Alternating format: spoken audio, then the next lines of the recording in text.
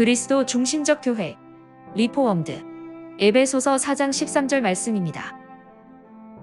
우리가 다 하나님의 아들을 믿는 것과 아는 일에 하나가 되어 온전한 사람을 이루어 그리스도의 장성한 분량이 충만한 때까지 이르리니.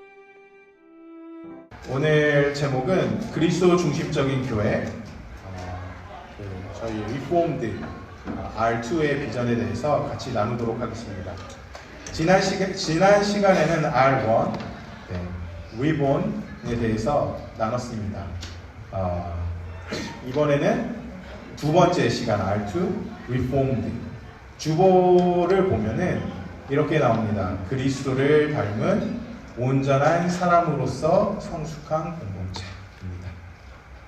이제 나머지 앞으로 이후의 시간 동안 reconcile, 그러니까 이거는 이제 외전이라고 2.5로 저희가 살짝 다루고, R3는 renewed 이렇게 창립주일에 나누고, 저희 그리스도 중심적 교회 시리즈 R3의 비전은 이렇게 마치도록 하겠습니다.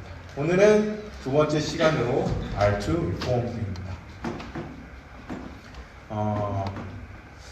제가 예전에 이제 카카오 스토리가 유행한 적이 있습니다. 카카오 스토리에 글을 올리곤 했었는데요. 설교를 준비하면서 갑자기 생각이 난 글이 있어서 한번 소개하고 싶습니다. 제가 일기처럼 이렇게 쓴 글인데, 그 밑에 보이세요? 제가 읽어보겠습니다. 호주의 2017년 1월 3일 글입니다.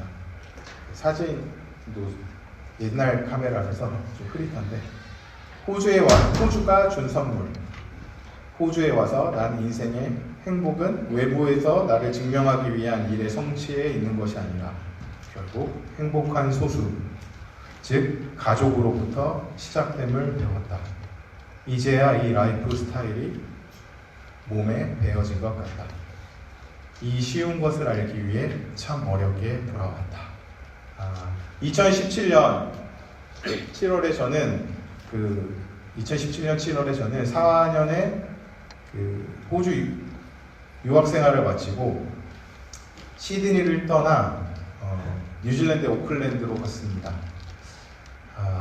그런데 2017년 한 해 처음 시작과 사실 바로 직전 2016년 말은 저에게 굉장히 유난히 정서적으로 힘든 한 해였습니다. 일단 호주에서 유학생활의 끝자리에 정서적으로 또 영적으로 많이 지쳐있는 상태였습니다. 공부와 사역을 나름 열심히 한다고 했었는데 번아웃이 왔다고 느꼈습니다. 무엇인가 말로 설명할 수 없는 지침이 제 안에 있었습니다. 아시는 것처럼 연말이 되면 호주 사람들은 가족들과 함께 휴가를 떠납니다. 유학생이었던 저는 재정적으로 넉넉하지 않아서 가족과 휴가를 갈 여력이 없었습니다. 신학교 기숙사에 살았기 때문에 호주 친구들이 가족과 함께 휴가를 계획하고 떠나는 것을 보면서 참 부럽기도 했습니다. 괜한 불평도 나고 또 짜증이 나기 시작했습니다.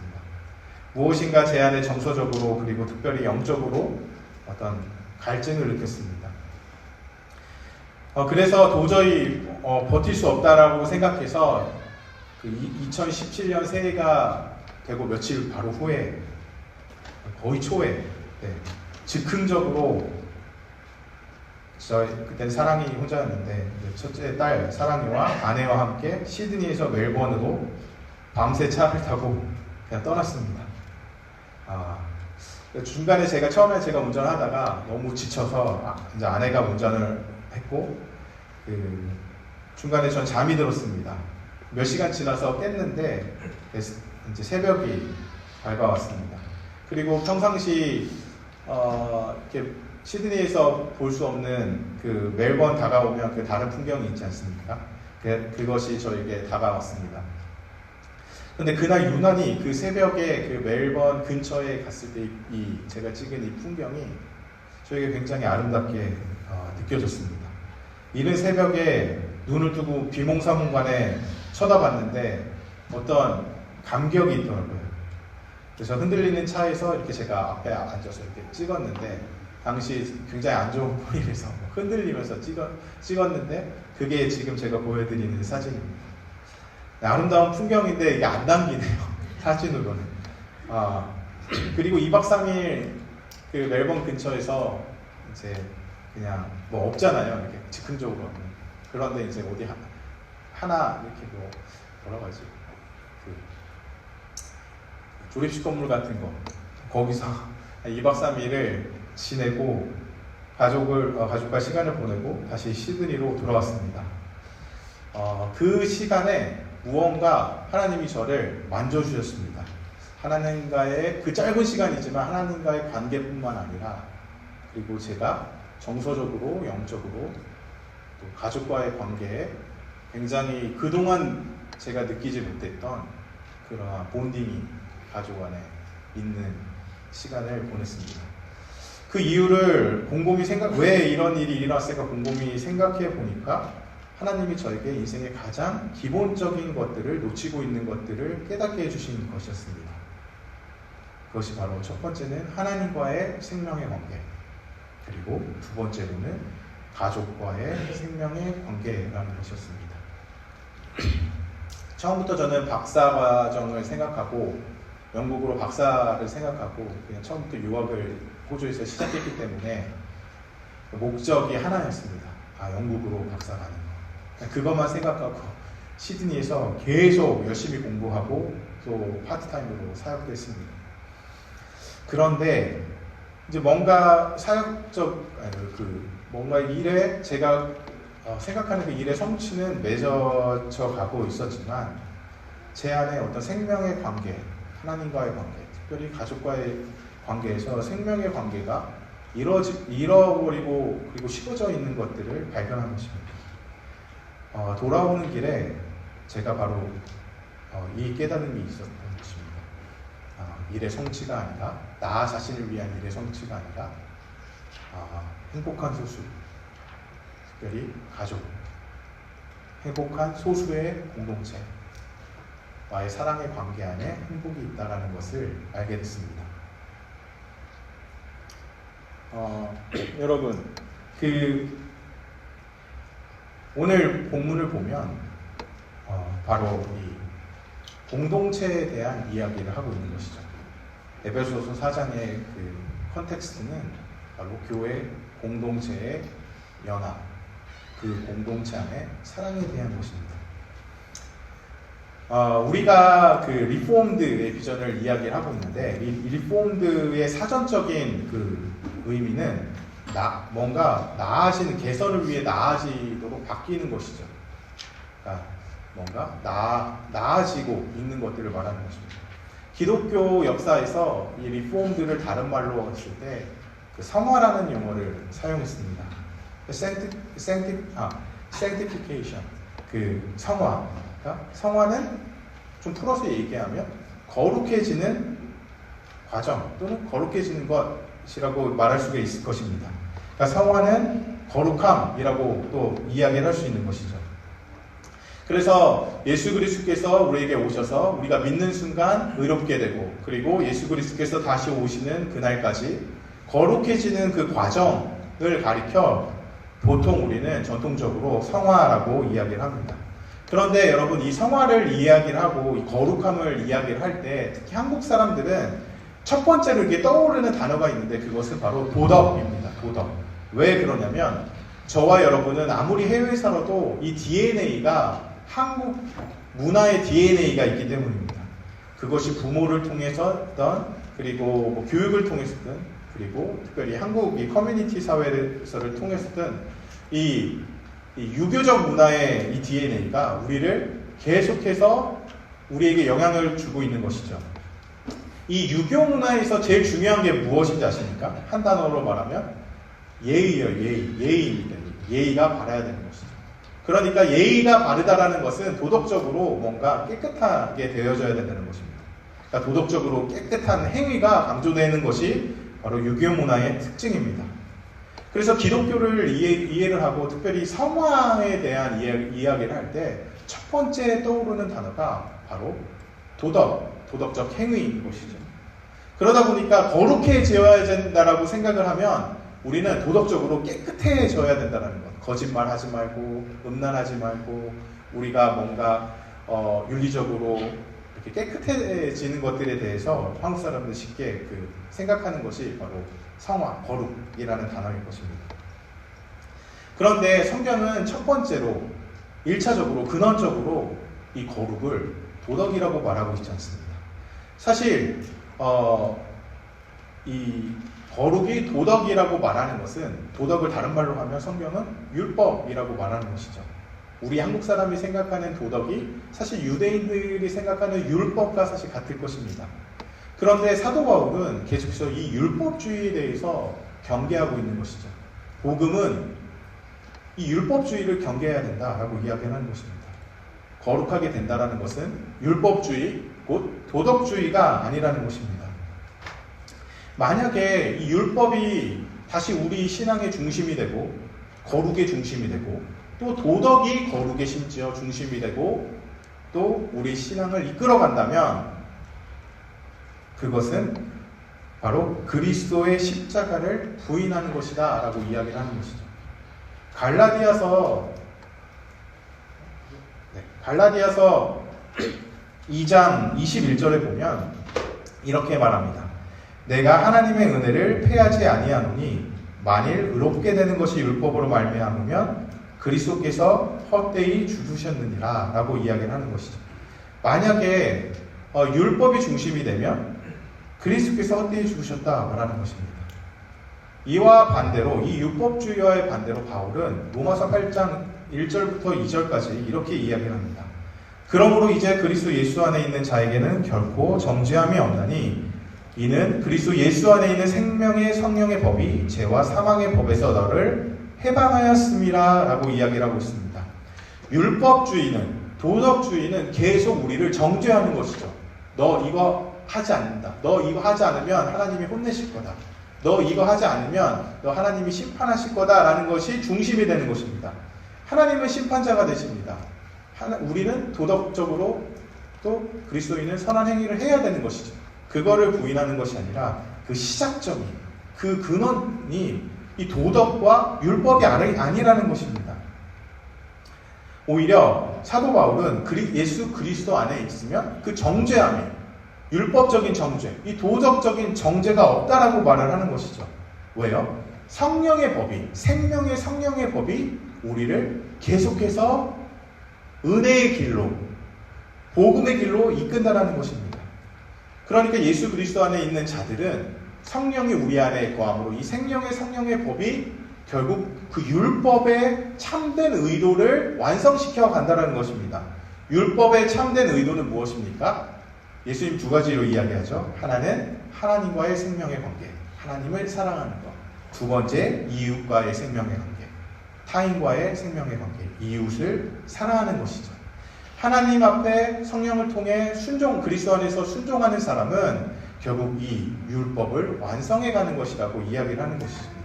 하나님을 사랑하고 이웃을 사랑하는 하나님과의 생명의 관계, 이웃과의 생명의 관계를 결국 그리스도 안에서 성령을 통해 하나님께 순종함으로 우리가 이 거룩한 삶을 살아갈 수가 있는 것입니다. 이런 점에서 성화의 문제는 근원적으로 도덕적이라고 볼 수가 없습니다. 성화는 관계적으로 접근해야 합니다. 성화는, 이 거룩은 관계적으로 이해해야 합니다. 여러분, 다시 말하지만 거룩은 관계적입니다. 그러므로 성화는 관계적으로 이해되어야 합니다. 믿는 자들이 거룩한 삶을 산다라는 것은 근원적으로 관계 안에 생명력을 누리는 삶을 말하는 것입니다. 관계 안에서 샬롬, 이 평강을 사는 것을 말하는 것이죠. 하나님과의 관계 안에서, 타자와의 관계 안에서 이 생명의 관계, 이 평강의 관계, 샬롬의 관계를 누리는 것이 바로 성화이고 거룩인 것입니다. 제가 에버딘 대학에서 박사과정을 하면서 두 사람을 연구했습니다. 한 명은 존 웹스터고 한 명은 미로슬라브 볼프입니다. 연대를 보면 아시겠지만 이분은 잉글리시예요. 잉글리시. 이 1955년에 태어나서 2016년에 갑작스럽게 돌아가셨습니다. 그래서 최근에 가장 최근에 이제 신학자들 사이에서 많이 연구되기 시작한 분입니다. 그런데 이분을 가리켜 신학자들의 신학자다라고 이야기를 합니다. 네, 이분이 쓴 책이 한국에 번역이 안 되다가 제가 작년에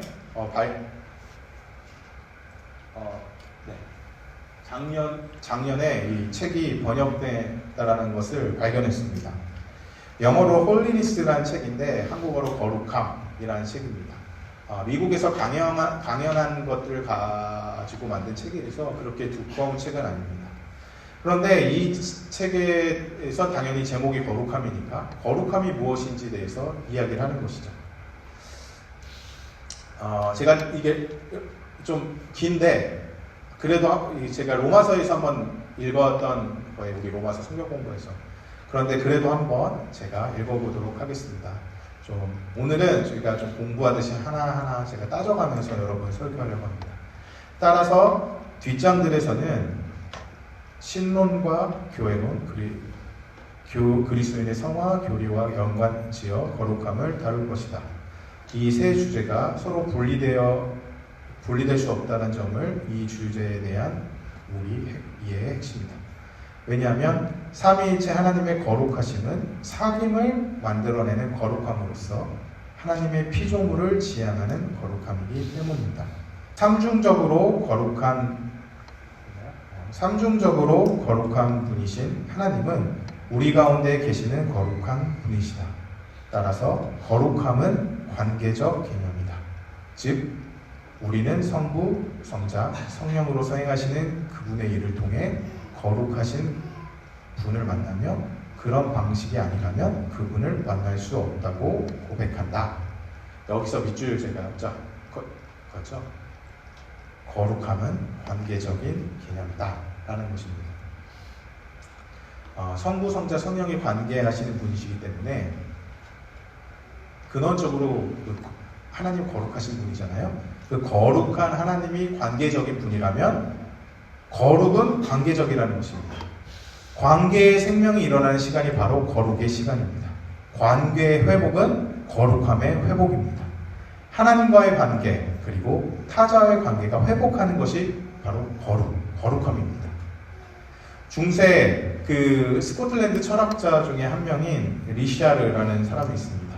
이분이 수도원에 살면서 그 삼위일체 하나님의 신비를 묵상하고 그 삼위일체라는 책도 썼는데 이분이 생각하는 도표, 이 삼위일체 하나님과 그리고 우리의 삶의 을 말한 도표가 있습니다. 제가 화요일날 이번 주에 성경 공부 때 나눴던 도표인데요. 한번 이렇게 보면 하나님은 완전한 존재죠. 그리고 성부 하나님은 완전한 존재. 또 성자 하나님도 완전한 존재. 그리고 성령 하나님도 완전한 존재인 것이죠. 완전한 존재 1, 완전한 존재 2, 완전한 존재 3이 하나가 되어 존재하는 것이 완전한 사랑의 관계를 갖고 있는 것이 삼위일체 하나님의 존재 방식입니다. 그런데 이 완전한 존재, 이 리샤르가 말하는 것은 완전한 존재가 완전한 존재와 사랑의 관계를 이렇게 맺잖아요. 그런데 완전한 사랑의 존재는 이 완전한 사랑 때문에 필연적으로 또 하나의 완전한 존재를 향해 3자에게 사랑의 관계가 흘러갈 수밖에 없다라는 것이죠. 그래서 삼위일체를 이분은 그렇게 표현을 했습니다. 완전한 존재와 또 다른 완전한 존재가 사랑의 관계를 가지고 있는데 이 사랑의 관계, 완전한 사랑이 너무 완벽하기 때문에 이게 넘쳐 흘러서 또 하나의 완전한 존재로 흘러갈 수밖에 없다라는 것이 바로 리샤르의 삼위일체의 이해입니다. 근데 이분은 우리 인간관계에도 적용을 합니다. 완전한 사랑의 하나님, 완전한 그 하나님이 사랑이시기 때문에 사랑받아야 대상인 나와 사랑의 관계를 맺죠. 그러면 하나님과 나와의 사랑의 관계를 맺는 것이 또 여기서 이게 막 풍성한 거죠. 생명력이 넘치기 때문에 누군가에게 또 흘러갈 수밖에 없는 것이죠. 너에게, 이웃에게, 열방에게 흘러갈 수밖에 없는 것입니다. 그게 바로 이웃사랑입니다. 하나님과의 사랑이 너무 생명력이 있어서 넘치기 때문에 이웃에게, 타인에게, 열방에게 사랑이 흘러갈 수밖에 없는 것입니다. 그러니까 우리 안에, 여러분 교회를 생각하면 우리 안에 하나님과 우리의 사랑이 막 넘쳐요. 그러면 우리는 그 사랑 때문에 또 교인들 안에 사랑이 넘칩니다. 그리고 그 사랑이 또 흘러가는 거죠. 이 교회 바깥으로, 온 세상을 향해. 마찬가지입니다. 우리가 하나님과의 사랑이 좋잖아요. 그럼 가족과의 관계 안에 또 사랑이 넘치는 것이죠. 그럼 그 가족과의 사랑이 또 이웃에게, 세상에게 흘러가는 겁니다. 그러니까 공동체의 원리가 그렇습니다. 하나님과의 관계가 생명력이 넘쳐서 거룩해지면 내가 속한 공동체도 거룩해지고, 그리고 그 거룩함이 또 하나의 거룩한 관계, 생명력 있는 관계를 향해 흘러간다는 것입니다. 레위기 11장 44절에서 55절까지 여러분 우리가 잘 아는 말씀입니다. 같이 읽어볼까요? 시작. 나는 여호와 내가 거룩하니 너희도 몸을 구별하여 거룩하게 하고 땅에 기는 나는 너희 하나님이 되려고 너희를 애굽 땅에서 인도하여 낸 여호와라. 내가 거룩하니 너희도 거룩할지어다. 우리가 잘 알고 있습니다. 앞에 44절에서는 깨끗해져야 되는 것, 공동체가 음식까지 깨끗해져야 되는 것들에 대해서 말하는 것이죠. 음식의 제한을 이야기하고 있습니다. 그리고 그러면서 45절에 하나님은 마지막에 내가 거룩하니 너희도 거룩할지어다 라고 이야기를 하고 있습니다. 그런데 하나님이 거룩하니 너희도 거룩하라고 말하는 그 목적이 무엇입니까? 그 목적, 그것은 너희 하나님이 되려고, to be your God, 너희 하나님이 되려고 우리와 하나님과의 관계, 하나님과 백성의 관계를 위해서 하나님은 거룩해지라고 말하는 것이죠. 왜냐하면 하나님이 거룩하기 때문에 하나님과 관계를 맺으려면 그 백성도, 그 누군가도 거룩해져야 되기 때문입니다.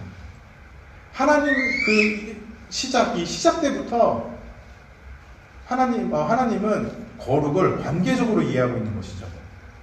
여러분, 그리고 또 44절에서 보는 것처럼 이스라엘 백성은 공동체로서 서로 거룩하게 관계 맺으며 살아야 되는 것이었습니다. 그것들을 위해서 음식법이, 그리고 위생법이, 여러 가지 제사법이 제정된 것이죠. 그리고 도덕적인 법률들이 제정된 것입니다. 왠지 아십니까? 서로 광야 한복판에서 살려면 서로 인간관계, 그리고 위생관계, 모든 것이 서로 깨끗해져야 사랑의 관계 속에 있지 않습니까? 그러니까 하나님은 이스라엘 백성을 하나님의 백성으로 부를 때, 거룩한 백성으로 부를 때 하나님과 관계에서, 그리고 그 공동체 안에 타인과의 관계에서 거룩해지기를 원했던 것이죠. 그러니까 거룩을 이야기할 때 하나님은 지금 도덕적으로 접근하는 것이 아니라 관계적으로 접근하고 있는 것이죠.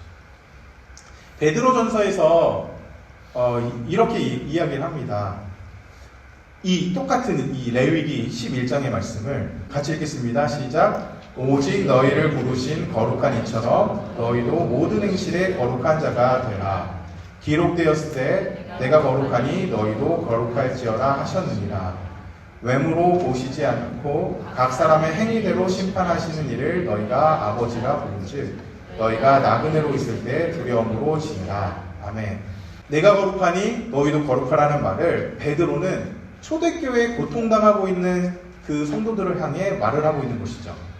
그런데 초대교회에 고통받는 성도들을 향해 거룩해지라라고 말하면서 그 이유로 말합니다. 또 아버지라 너희가 부를 수 있지 않냐. 하나님을 아버지라 부를 수 있기 때문에 너희는 거룩해져야 된다는 것입니다. 그러니까 거룩을 또 하나님과 아버지의 관계로 이야기하고 있는 것이죠. 이 하나님의 자녀로서 하나님과의 생명의 관계를 맺는 것 그 자체가 거룩이라고 지금 베드로도 이야기를 하고 있는 것입니다. 그러면서 베드로전서 2장 3절에서 17절까지는 바로 베드로는 지금 그 이웃과의 사랑의 관계를 이야기를 하고 있습니다. 같이 읽어보겠습니다. 시작. 너희는 자유가 있으나 그 자유로 악을 가리는 데 쓰지 말고 오직 하나님과 무릇 사람을 공경하며 형제를 사랑하며 하나님을 두려워하며 왕을 존대하라. 여기까지만 읽겠습니다. 하나님을 두려워하며 왕을 존대하라. 그 다음에 종에 대한 이야기, 가정에 대한 이야기, 이 이웃과의 사랑의 관계, 타인과의 사랑의 관계에 대해서 베드로는 바로 거룩한 삶을 그렇게 표현하고 있는 것이죠. 그러니까 지금 고통당하잖아요. 고통당하고 있는 상황 속에서 심한 핍박이 있는데 베드로는 하나님이 거룩한 것처럼 너희는 거룩해라. 그래서 하나님과 아버지의 관계를 이야기하면서 거기서 그 생명의 관계를 누려라. 그것이 거룩하다라고 말하면서 그리고 눈을 돌려서 그 핍박받고 있는 상황 속에서 타인과의 관계에 거룩을 실천하라라는 것이죠. 타인과의 관계, 생명의 관계 속에 관계를 만들어라. 그것이 거룩이다라고 말하는 것입니다. 그것이 바로 성경이 말하는 거룩입니다. 여러분, 에베소서에서 그래서 우리가 읽었던 본문에서 한번 같이 읽겠습니다. 에베소서 4장 13절 시작. 우리가 다 하나님의 아들을 믿는 것과 아는 일에 하나가 되어 온전한 사람을 이루어 그리스도의 장성한 분량이 충만한 데까지 이르리니. 여러분, 에베소서 사실은 제가 이 4장 13절의 핵심은 여러분 온전한 사람을 이루어 그리스도의 장성한 분량이 충만한 데까지 이르라. 온전한 사람을 그리스도 안에서 이루라는 것이죠. 그런데 제가 사실 이것만 띄어서 설교할 수 있습니다. 4장 13절을 그냥 띄어서 설교할 수 있는데 에베소서 전체가 사실은 여러분 이 성화, 이 거룩함을 이야기하고 있기 때문에 제가 이거를 이렇게 퉁 띄어서 오늘은 설교할 수가 없다라고 생각했습니다. 그래서 짧은 시간이지만 에베소서 1장부터 6장까지 키워드로 제가 한번 이 4장 13절을 여러분과 이 온전한 사람이 무엇인지에 대해서 한번 이해하고 싶습니다. 여러분, 오늘 숙제를 드리면 에베소 1장부터 돌아가셔서 6장까지 한번 이 각도로 이번 주에 쭉 읽어보셨으면 좋겠습니다. 첫 번째, 1장에 보면 그리스도 안에서 통일을 이야기합니다. 연합. 그리고 2장에 보면 그리스도 안에서 한 세 사람을 이야기합니다. 3장, 그리스도 안에서 공동 상속자로 이야기합니다. 4장에 보면 그리스도 안에 온전한 사람, 오늘 본문이죠. 그것을 이야기합니다. 그리고 5장, 6장에 보면 그리스도 안에서 타인, 특별히 가정과의 관계 회복을 이야기합니다. 그리고 6장은 생명의 이 사랑의 관계를 가로막는 악한 영들과의 영적 전쟁을 이야기합니다. 이것이 에베소서 1장부터 6장까지의 내용입니다. 거룩해져라 라는 것이죠. 좀 더 큰 그림으로 보면 여러분 에베소 1장 그 키워드 1장부터 한번 키워드들을 주는 그 에베소서 1장부터 6장까지 한번 저랑 쭉 같이 읽어 나가겠습니다. 1장 9절부터 10절까지 같이 읽겠습니다. 시작. 그의 뜻의 비밀을 우리에게 알리신 것이요 그의 기뻐하심을 따라 그리스도 안에서 때가 찬 경륜을 위하여 예정한 것이니 하늘에 있는 것이나 땅에 있는 것이 다 그리스도 안에서 통일되게 하려 하십니다. 에베소서는 1장에서 이 핵심 그리스도 안에서 통일, 남북한이 통일되듯이 그 통일을 이야기합니다. 하늘과 땅의 통일이죠. 이것은 그리스도 안에서 우주적인 하늘과 땅, 영적인 모든 이 하늘과 땅, 영적이고 육체적인 모든 것이 다시 회복된 것들에 대해서 이야기를 하는 것이죠. 그래서 그리스도에서 십자가에 죽으시고 부활하심으로써 하늘과 땅이 하나가 됐다는 것입니다. 에베소서 2장 14절에서 16절 같이 읽겠습니다. 시작. 그는 우리의 화평이시시라. 둘로 하나를 만드사 원수된 것 곧 중간에 막힌 담을 자기 육체대로 하시고 법조문으로 된 계명의 율법을 폐하셨으니 이는 이 둘로 자기 안에서 한 세 사람을 지어 화평케 하시고 또 십자가로 이 둘을 한 몸으로 하나님과 화목케 하게 하십니다. 원수된 것을 십자가로 소멸하시고. 여러분, 여기서 핵심 단어는 한 세 사람입니다. 하나의 세 사람. 그러니까 쉽게 말하면 그리스도께서 다시 오심으로, 그리스도께서 오심으로 십자가의 죽으심으로 말미암아서 이방인과 유대인이 하나가 됐다라는 것입니다. 그리고 새 인류를 출현시켰다라는 것이죠. 그래서 한 세 사람은 여기서 한 새로운 인류라는 것이죠. 새로운 인류. 근데 그 새로운 인류가 곧 교회라는 것입니다. 교회를 탄생시켰다라는 것입니다. 그리고 교회 안에 여러분 한 사람 개개인 있죠. 교회잖아요. 대표성을 가지고 있는 거죠. 한 사람이 이 교회로서, 우주적인 교회로서, 새로운 인류로서, 새로운 사회로서 한 사람, 성도 한 사람이 대표성을 가지고 있는 것입니다. 그래서 한 세 사람이라고 말하는 것이죠. 그런데 이 교회는 결국 어떤 교회입니까? 이방인과 유대인을, 이 인종적인 이 갭들을, 이 차이들을, 이 끊어진 관계들을 회복시키는 평화로서 교회라는 것이죠. 생명의 관계를 낳는 것입니다. 교회라는 존재 자체. 그리고 여러분 한 사람의 교회로서 한 사람의 존재가 바로 이 깨어진 관계에 이 평화를 만들어내는 그런 생명의 관계를 만들어내는 존재가 된 것입니다. 3장 6절, 에베소서 3장 6절 같이 읽겠습니다. 시작. 이는 이방인들의 복음으로 말미암아 그리스도 예수 안에서 함께 상속자가 되고 함께 지체가 되고 함께 약속에 참여하는 자가 됩니다. 여러분, 인종의 차별들, 차이들, 모든 것들을 교회는 그리스도 안에서 묶어버렸습니다. 하나님은 그리스도 안에서 교회로 인종적 차별, 사람의 차이들을, 개인의 차이들을 완전히 묶어버리신 것이죠. 그리고 함께 상속자가 되도록 함께 무언가 하나님의 유산을 누리는 자로서 우리 한 사람을 교회로서 만드신 것이죠. 하나님은 그렇게 새로운 사회를 만드신 것입니다. 그리스도 안에서 말이죠. 그리고 1장, 3장을 이렇게 잘 요약한 것이 여러분 존 스토트 목사님의 그 에베소서 강해를 보면 아주 저는 이것을 탁월하게 설명하고 있다고 생각을 합니다. 제가 한번 읽어보겠습니다. 3장에 걸쳐 에베소서 1장, 3장이에요. 바울은 하나님의 영원하신 목적이 역사 내에서 성취되고 있음을 독자들에게 설명했다. 죄인들을 위해 죽으시고 죽음 가운데서 다시 살아나신 예수 그리스도를 완전히 새로운 어떤 것, 그저 개인을 위한 새로운 삶뿐 아니라 새로운 사회를 창조하고 계신다.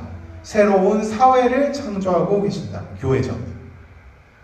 바울은 소외된 인류가 화목되고 분열된 인류가 연합하며 심지어 새로운 인류가 창조되고 있는 것을 본다. 그것은 웅대한 비전, 환상이다 라고 그렇게 말을 하고 있습니다. 그러면서 이런 맥락에서 4장 13절을 이해해야 되는 것이죠. 우리가 다 하나님의 아들을 믿는 것과 아는 일에 하나가 되어 온전한 사람을 이루어 그리스도의 장성한 분량이 충만한 데까지 이르리니, 교회가 그리스도 안에서 새로운 사회가 되었고 사랑 안에서 이제 화해가 되고 하나가 되고 인종의 차이들, 각 개인의 차이들이 하나의 상속을 누릴 수 있는 그러한 관계처럼 이제 끈끈하게 본딩이 되었습니다. 그리고 나서 바울은 이제 너희가 사랑을 추구함으로써, 서로 사랑함으로써 온전한 사람을 이루라 라고 말하고 있는 것입니다. 앞에 하나님의 아들을 믿는 것과 아는 일의 하나를 이루어, 이것이 바로 여러분 앞뒤 에베소서 4장 집에 가셔서 13절 이 맥락을 읽어보면, 그 후 맥락을 전과 앞뒤를 읽어보면 그냥 이 지적으로 나와 하나님과의 신비적 관계 안에서 하나님을 알고 내가 혼자 성경을 읽음으로 막 하나님을 알아가고 이걸 말하는 게 아니에요. 여기서 하나님의 아들을 믿는 것과 아는 일은 서로 사랑하라라는 것입니다. 교인들끼리 쉽게 말하면 서로 사랑함으로써 예수를 알아가라는 것입니다. 그래서 14절하고 15절에서 같이 읽어보겠습니다. 이렇게 이야기를 하고 있는 것이죠. 에베소서 4장 15절에서 시작. 오직 사랑 안에서 참된 것을 하여 범사에 그에게 이른 자를 지키라. 그는 머리니 곧 그리스도라. 여러분, 오직 사랑 안에서, 여기 사랑 안에서는 서로 사랑하라는 것입니다. 그러니까 우리가 착각하는 게 있어요.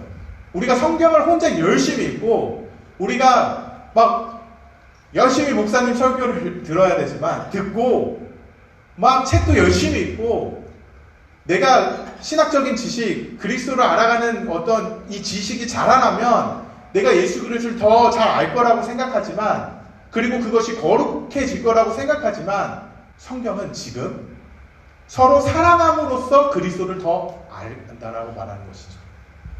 여러분 교회 한 사람, 우리 성도들이 사랑하지 않잖아요. 우리는 거룩하지 않다라는 것입니다.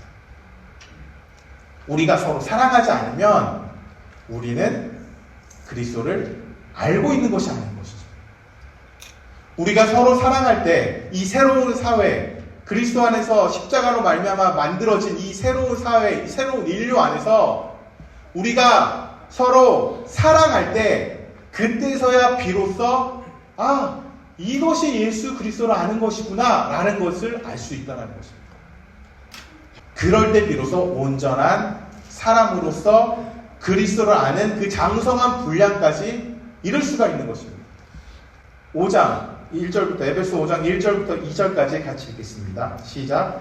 그러므로 사랑을 받는 자녀같이 너희는 하나님 본받는 자가 되고 그리스도께서 너희를 사랑하신 것 같이 너희도 사랑 가운데서 행하라.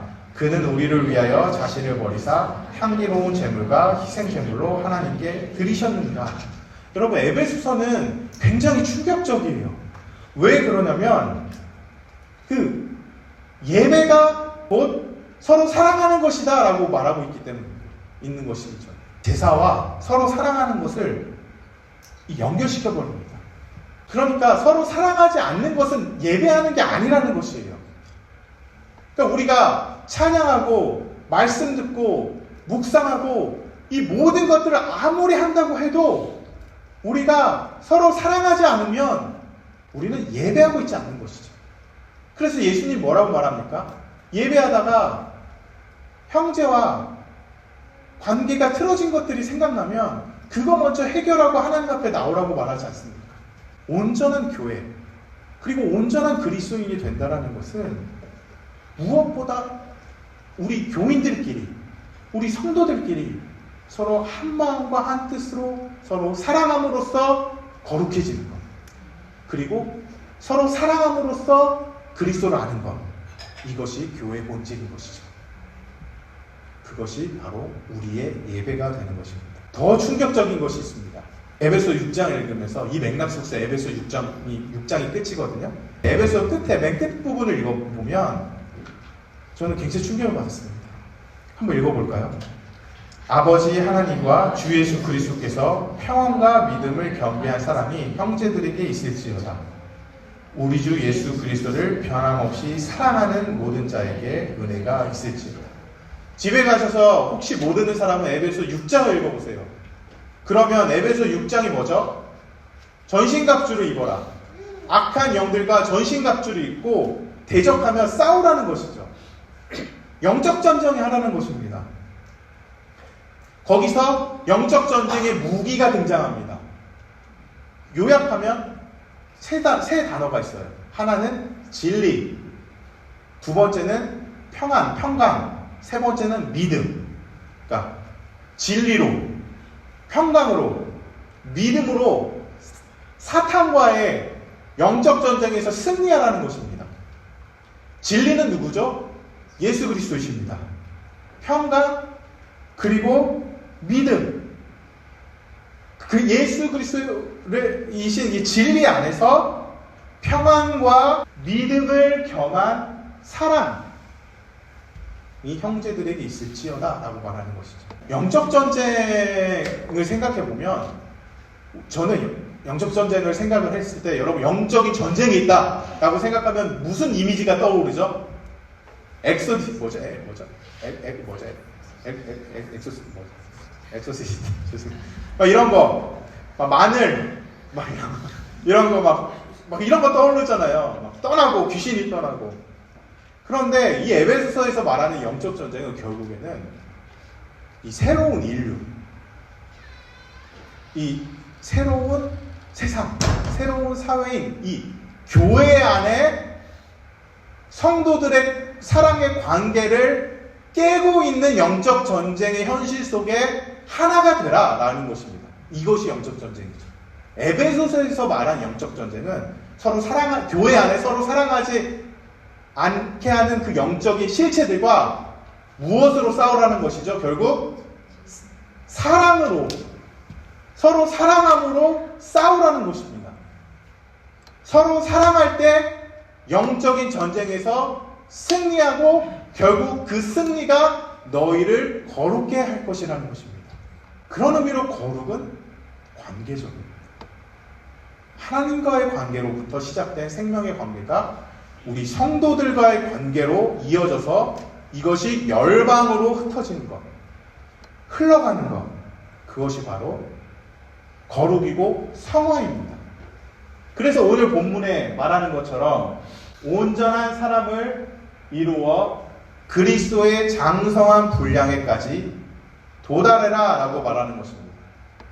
여러분, 그러니까 좀 어떤 면에서 굉장히 자유롭고 어떤 면에서 굉장히 부담스럽습니다. 왜 그러냐면 성화라는 것, 거룩히 되어진다라는 것은 내가 도덕적인 1차적으로 열심히 안 했구나.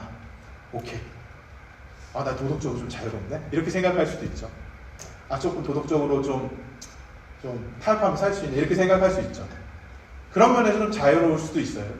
그렇지만 제가 일단 이게 왜 잘못된 건지 또 말하기 전에, 그렇지만 좀 부담스러운 것은 거룩해지고 우리가 성화된다라는 것은 결국 교회 안에서 서로 사랑하라는 것이에요. 공동체 안에서 서로 사랑하는 것. 당연히 가족은 기본이죠. 여러분 개인 가족 안에서 서로 사랑하는 것은 기본인 것입니다. 그리고 교인들끼리 우리 안에서, 우리 캔버라 우리 교회 성도들 안에서 서로 사랑하는 것이 성화이고 거룩이라는 것입니다. 서로 사랑하기 때문에, 그 사람을 존중하기 때문에 도덕적으로 선한 행위를 하는 것입니다. 내가 이웃을 사랑하기 때문에 내가 이웃을 인격적으로 대하는 것이죠. 내가 하나님을 사랑하기 때문에 하나님을 인격적으로 예배하는 것입니다. 내가 내 교우들을 사랑하기 때문에 내 교우들을 인격적으로 대하는 것입니다. 여러분, 사탄은 새로운 인류의 그 영적 전쟁의 핫스팟을 알고 있습니다. 그것이 교회, 공동체라는 것을 알고 있습니다. 사탄은 교회 안에서 성도들의 관계를 깨트리면 거룩한 삶이 그들의 삶 속에서 이루어지지 않을 것이라는 것을 알고 있습니다. 그 사랑의 관계를 깨트리는 순간 성화가 삶 속에서, 성도들의 삶 속에서 이루어지지 않을 거라는 것을 사탄은 무엇보다 누구보다 아마 잘 알고 있을 수도 있습니다. 핫스팟은, 핫플레이스, 영적 전쟁의 핫플레이스는 바로 여기 교회, 지역 교회, 캔버라 우리 교회, 여기가 바로 영적 전쟁의 메카입니다. 메카, 좀 죄송합니다. 근원지인 것이죠. 마지막으로 성도 여러분, 저는 그래서 우리가 리폼드에 대한 비전은 결국 거룩함, 우리가 거룩해지자라는 것입니다. 어떻게? 교회 안에서 서로 사랑함으로써 거룩해지자. 그래서 우리가 그리스도의 장성한 분량까지 이르자라는 것입니다. 이거예요. 이게 리폼드의 비전입니다. 리본드 R1은 우리가 새롭게 태어났다. 그리스도 안에서 우리는 새로운 자아를 가졌다. 이 자아는 어떤 자아입니까? 하나님과 사랑하고 이웃과 사랑하는 자아. 당연히 그러면 리폼드는 이 자아를 가진 우리가, 새롭게 된 그리스도 안에서 자아를 선물로 받은 우리가 실행하자, 거룩해지자라는 것이에요. 어떻게? 서로 사랑함으로써. 여러분, 제가 캔버라에 와서 충격적인 것은, 어쩌면 원수는, 사탄은 이 캔버라의 거룩을 흩기 위해 교회를 그동안 계속해서 분열시켰던 것입니다. 그리고 어쩌면 우리 캔버라 우리 교회를 다시 한번 분열시키기 위해 원수는 계속해서 우는 사자처럼 우리를 삼킬 자를 오늘 이 시간도 찾고 있을지도 모릅니다. 그렇지만 여러분, 우리는 깨어 있어야 되는 것이죠. 어떻게? 서로 사랑함으로써 깨어 있어야 되는 것입니다. 서로 사랑한다는 건 무엇입니까? 무엇인가요? 상대방, 나, 차이. 유대인과 이방인이 서로 하나 되는 것처럼, 그걸 우리 성도들 안에 적용해보면 이 사람과 나는 차이가 있어요. 엄청난 갭이 있어요. 이 사람이 나를 안다라고 생각하는 것 같아요. 여러분이 어쩌면 저랑은 이제 만났지만 여러분 되게 오랫동안 시간 동안 여러분끼리 만나지 않았습니까? 그럼 여러분 이렇게 내가 이 사람을 되게 잘 알고 있을 거야 라고 생각할 수도 있어요. 그런데 그것이 여러분의 착각일 수도 있어요. 완전히 모를 수도 있어요. 내가 이 사람을, 부부도 그렇잖아요. 늘 새롭잖아요. 늘 새롭지 않습니까? 성도는 오죽하겠습니까? 일주일에 한 번 만나서, 일주일에 한두 번 만나서 그 사람을 안다라고 난 생각하잖아요. 그러니까 안다라고 생각하니까 어떤 게 제일 먼저 나가죠? 판단, 정죄가 먼저 훅 나가는 거예요. 나랑 생각이 다른 사람한테는 내가 그냥 순간적으로 판단하는 거예요. 순간적으로 정죄하는 거예요. 그게 원수가 제일 쉽게 공격하는 루트인 거죠. 이 그리스도 안에 있으면 정죄함이 없어요. 예수 그리스도는 결코 정죄하지 않는다고 이야기해요. 그러면 사랑한다는 건 뭡니까? 차이를 인정하고 있는 모습 그대로 받아들여주는 거예요. 이 사람이 차이, 너 왜 이렇게 생각해? 나랑 다른데? 너는 나의 적이야 라고 생각하는 게 아니라 달라? 포용하는 거죠. 그렇구나. 다르구나. 옆 사람에게 한번 해볼까요? 이런 거. 다르구나. 다르구나. 달라요. 다른 거예요. 틀린 게 아니라 다른 거죠. 나는 받아들이기 너무 힘들지만 있는 모습 그대로 예수님이 그랬던 것이니까 우리는 받아들여주는, 그게 사랑의 관계입니다. 그래야 우리가 선교도 할 수 있는, 다른 민족에게 가서, 다른 믿지 않는 사람들에게 가서 그 생명의 관계를 흘려보낼 수가 있는 것입니다. 바로 이것이 그리스도 안에서 새롭게 된 새로운 상회로서 공동체, 그리스도 중심적 교회입니다. 이 생명력의 관계, 이 생명력이 우리 캔버라 우리 교회를 통해 열방 가운데 예배하지 못한 자들에게 생수의 강처럼 흘려보낼 날들을 꿈꾸고 추구하면서 우리가 같이 함께 교회를 가꾸어가고 섬겼으면 좋겠습니다. 같이 기도하겠습니다.